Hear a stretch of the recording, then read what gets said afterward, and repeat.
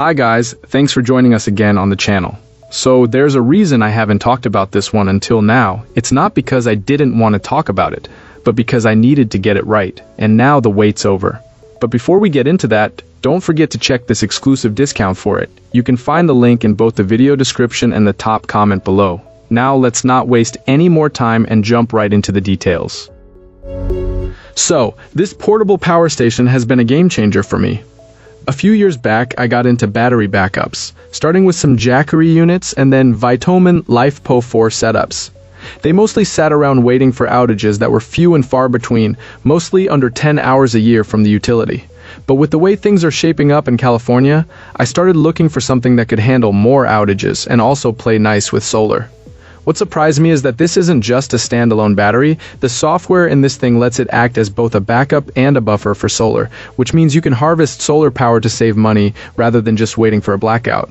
I'm still experimenting, but I've already seen how this can actually replace a bunch of separate devices. I've had UPS units before that used lead-acid batteries and would die after a few years, giving me only minutes of backup. With this, I'm getting hours of backup and a proper UPS experience. I've got 4 areas of concern in my place: my computer gear and routers, my refrigerators, my home theater, and my security cameras. The idea of protection for all of them sounded great, and sure enough, this portable power station is doing most of that for the main tech and networking gear. For the cameras, I have a separate river unit that switches automatically, while this larger station handles the computers, switches, and networking gear with automatic switchover too.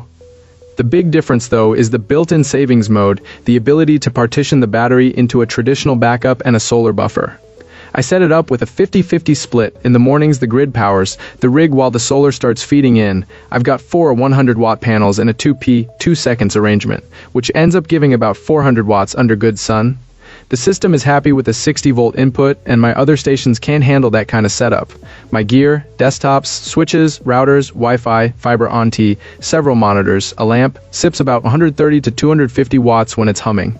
As solar rises, the second half of the Delta's capacity starts soaking up the excess. Once I've used just a little bit of that buffer, the unit switches off the grid and runs on its own battery, while solar input continues. It flows like that through the day until shade returns, and by then the battery is nearly full. Then it keeps the computers running off battery for a couple more hours before the grid kicks back in.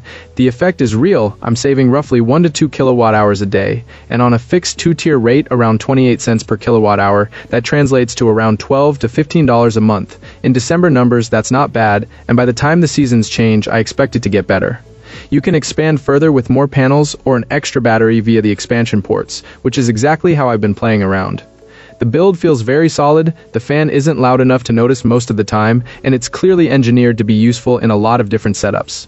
For me, this is a smart, practical, and approachable upgrade to how I manage power at home, especially with solar in the mix. Worth the roughly $650 I paid, no doubt.